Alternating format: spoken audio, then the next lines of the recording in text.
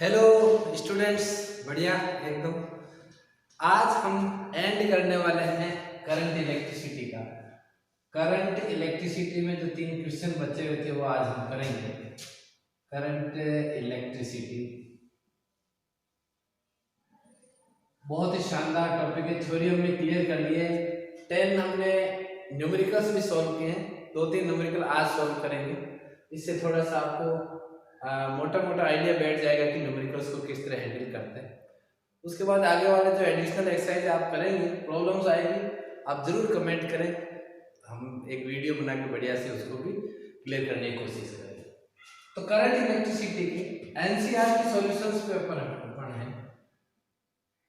NCERT solutions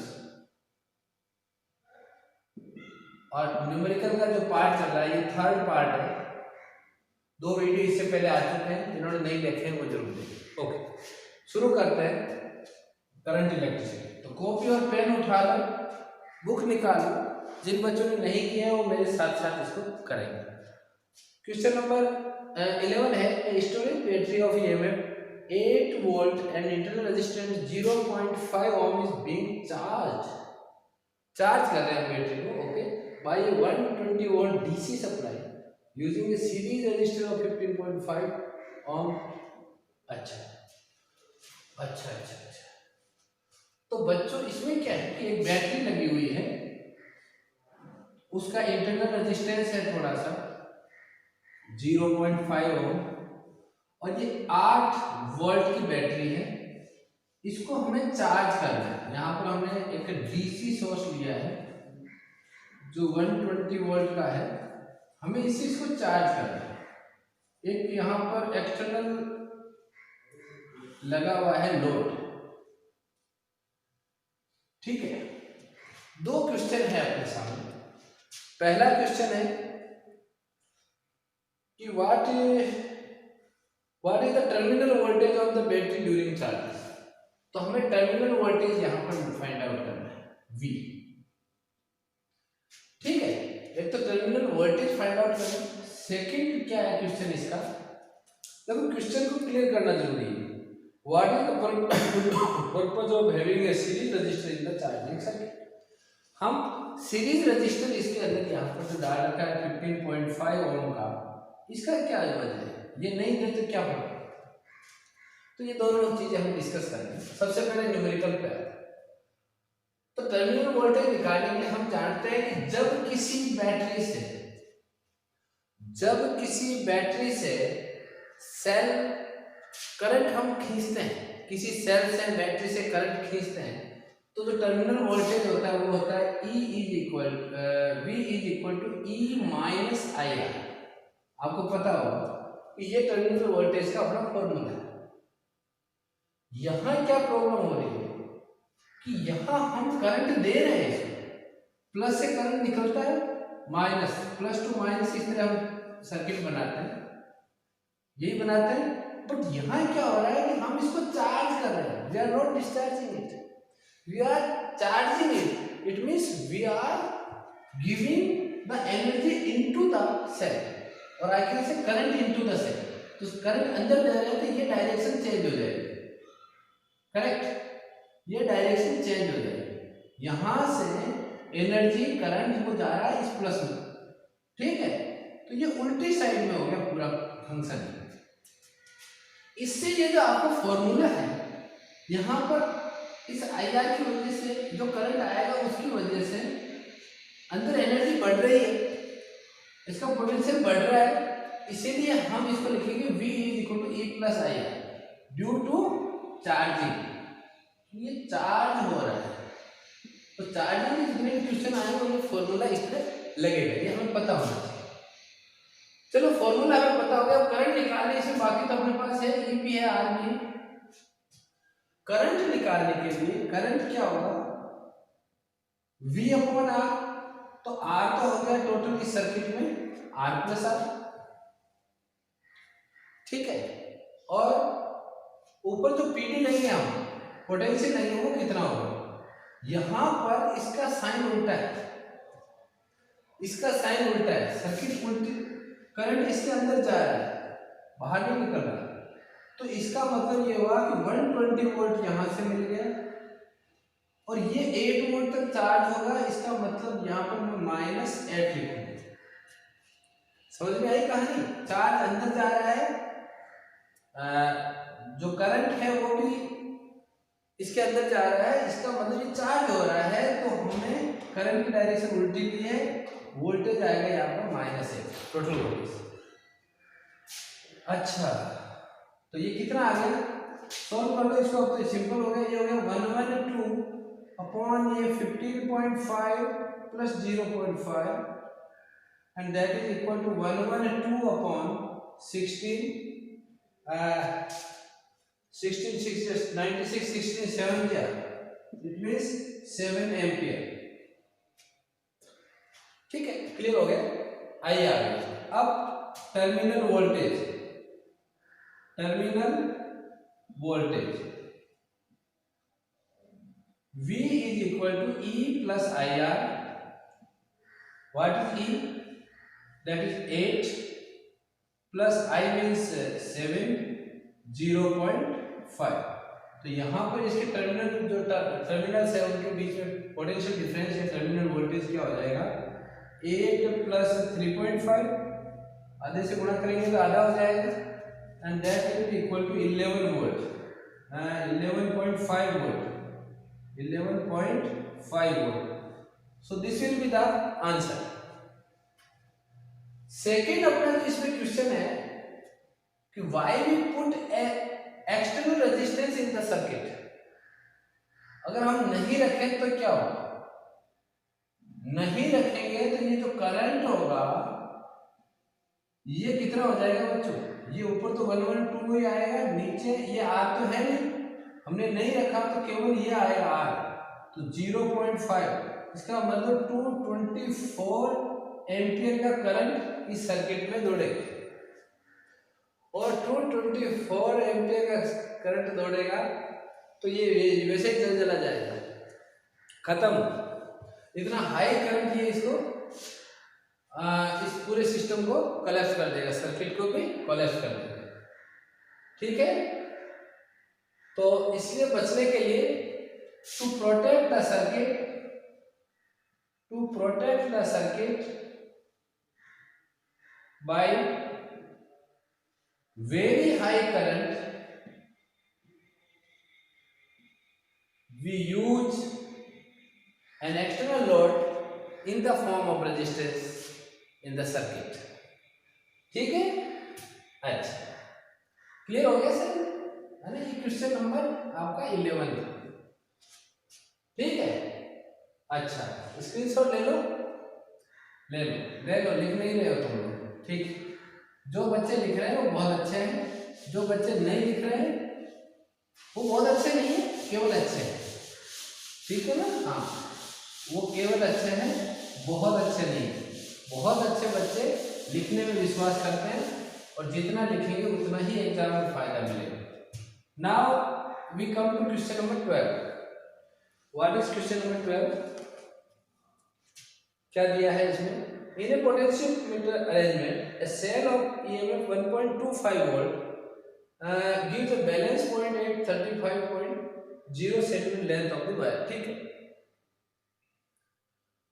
If the cell is replaced by another cell and the balance point shift to 63.0. ठीक है? इसमें तो बहुत ही simple हो गया ये तो। What is the EMF of second cell? Sorry. तो बच्चों यहाँ पर पहले सेल का E1 दिया हुआ है, E2 हमें फाइंड आउट करना है। ठीक है, E1 दिया हुआ आपका 1.25 वोल्ट, 1.25 वोल्ट। L1 दी हुई है आपको 35.0, L2 इज शिफ्ट हो गई है कहाँ पर? 63 पर। ठीक है, ये फाइंड आउट करना है तो ये तो बहुत ही सिंपल क्वेश्चन हो गया, क्योंकि पोटेंशियोमीटर में इनका रेशियो सेम होगा। तो मैं सिंपली लिख देता हूँ यहाँ पर E1 upon E2 is equal to L1 upon L2। Value put कर दो, 1.25 upon E2 is equal to 35 upon 63। ठीक है, ये कैंसिल आउट हो जाएगा इधर बोलना होगा ना। 5 टाइम्स ये हो जाएगा 9 टाइम्स, 7 से कैंसिल करेंगे तो ये पॉइंट हटाएंगे तो यहाँ पर आ जाएगा इंटू 100 है ना, और 5 से ये कैंसिल आउट हो गया 25 टाइम्स, 25 से ये हो गया 4 टाइम्स। अच्छा, तो यहाँ पर कहानी ये आ गई 1/4 E2 इज इक्वल टू 1/9। ये उधर चला जाएगा 1/E2 is equal to 4/9 and I can say E2 is equal to 9/4, 9/4। तो बच्चों ये हो गया आपका 2.25 वोल्ट।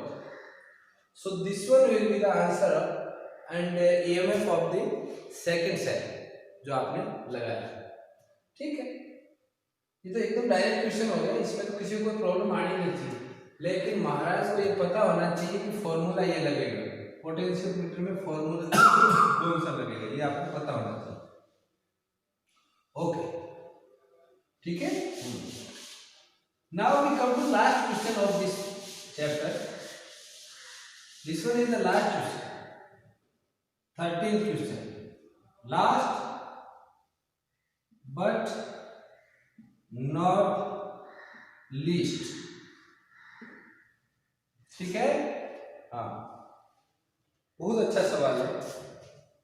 इस तरह का क्वेश्चन अभी हमने किया नहीं इस चैप्टर में, इसलिए the number density of free electrons in A copper conductor estimated example 3.1, कुछ एग्जांपल 3.1 होगा पीछे, हम नहीं देखेंगे उसको, is 8.5 × 10⁻28 per metre cube.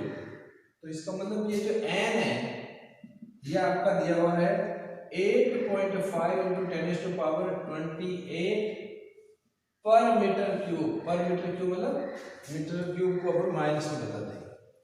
How long does an electron take to drift from one end to wire और 3 metre long of to the other end. इतना मजेदार है क्वेश्चन है कि 3 मीटर का एक वायर है कि यहां से इलेक्ट्रॉन यहां पहुंचने में कितना टाइम लेगा, जब ड्रिफ्ट वेलोसिटी से वो चलेगा तो कितना टाइम लेगा।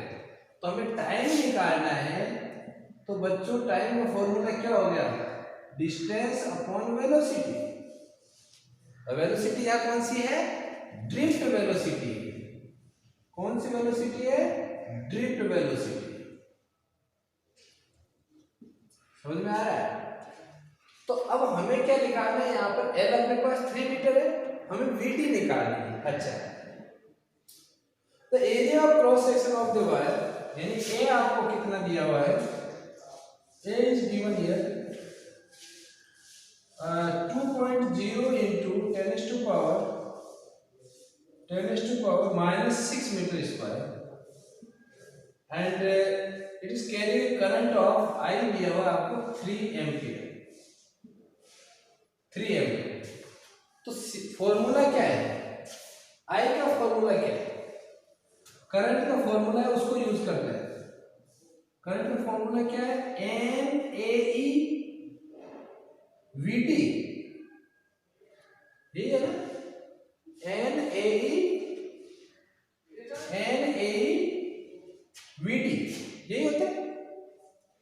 अच्छा, तो इसको अगर हम लिखना शुरू करें तो I की जगह लिख दिया 3, N अपने को गिवन है दैट इज 8.5 × 10⁻28, A कितना है इंटू 2.0 × 10⁻6, E कितना है, ये तो जग जाहिर बात है कि 1.6 × 10⁻19 कूलम होगा। VT यहाँ पर कितना है ये हमें फाइंड आउट करना है, तो VT निकाल लेते हैं, फिर उसको वहां रख देंगे। कुछ आशा नजर आई है यहाँ पर, है ना। हाँ, VT इज इक्वल टू 3/8.5 × 2.0 × 1.6, और ये सब इधर आएंगे तो इनका ये नीचे आएंगे। इसी के साथ तो ऊपर अगर हम लिखते हैं तो यहाँ आएगा 10⁻⁻28 मल्टीप्लाइड बाय 10⁻+6 इंटू 10⁻+90। करो भाई सॉल्व करो इसको। सबसे पहले इसकी 10 की पावर का यहाँ पर खत्म करते हैं मामला। 10 की पावर आ गई आपकी, 10 की पावर कितनी आ गई? 19 और 6 25 हो गए। 25 तो -3 यहाँ आ गया 3। इसको मल्टीप्लाई करें तो 17, अच्छा 17 इंटू 1.6 इतनी मीटर पर सेकेंड की स्पीड आ गई ड्रिफ्ट वेलोसिटी। इसको उठाकर हम बाहर आते हैं टाइम में, हमें टाइम निकालना है। तो कहाँ लिखे हमने? तो बीच में लिख लिया यार, चलो कोई बात नहीं, यहाँ मैं पुट कर देता हूँ। तो time will be equal to L means 3 metre और ये वैल्यू मैं यहाँ रख दूँ 3 इंटू 10⁻³ अपॉन 17 इंटू 1.6 मल्टीप्लाई करें इसको। 17 6 102 10 17 27 तो ये आ गया 27.2। ठीक है, चलो 3 से 3 कैंसिल हो गया, ये ऊपर चला जाएगा। Time will be equal to, ये ऊपर आएगा, ये आएगा 27.2 इंटू 10⁻³ इसका मतलब ये हुआ कि मैं इसको मल्टीप्लाई करूंगा 3 जीरो से यहाँ पर, तो 27200 सेकेंड ये आंसर आ गया। 27,200 सेकेंड लगेंगे इलेक्ट्रॉन को यहां से इस एंड तक जाने में। ठीक है, अगर मुझे इसको चेंज करना हो, आवर में मैं चेंज करूँ तो 27200 अपॉन 60 इंटू 60 तो 0 से 0 कैंसिल, इस 0 से ये 0 कैंसिल। इसको अगर मैं इतना आ रहा है डिवाइड नहीं होगा पूरा पूरा, तो यहाँ पर 4 से इसको डिवाइड करूँ, 4 से डिवाइड करूँ तो कितना आएगा बच्चों? 4 से डिवाइड करूँगा तो आएगा 624 328 अपॉन, यहाँ पर ये कैंसिल आउट हो गया, ये कैंसिल आउट हो गया तो 9 आ गया। 7 में 63 पीछे कितना बच गया? 63 50 इसका मतलब 7। इतने आवर यहाँ पर कम से कम इसके आसपास लगेगी, ऑन और अबाउट इतना आ जाएगा। तो नियरली 7.7 आवर्स इसका आंसर है। ठीक है, इस तरह हमें ये न्यूमेरिकल्स सॉल्व करने चाहिए।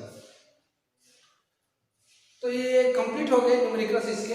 एडिशनल एक्सरसाइज आप कीजिए, कोई पर्टिकुलर क्वेश्चन हो जो आप मेरे साथ डिस्कस करना चाहते हो तो जरूर कमेंट बॉक्स में लिखें। और अगर टर्न आया, मौका आया तो मैं ये एडिशनल एक्सरसाइज भी आपको करवाऊंगा। लेकिन अभी मैं सोच रहा हूँ कि एक बार सारे जितने भी चैप्टर्स हैं उनमें हम टच करें, एक बार उनको सबके न्यूमेरिकल्स करें, जिससे थोड़ा थोड़ा आइडिया सब हर एक चैप्टर का हो, है ना, और हम बोर्ड में अच्छा कर सकें। तो मिलते हैं नेक्स्ट क्लास में, तब तक के लिए टेक केयर, बाय।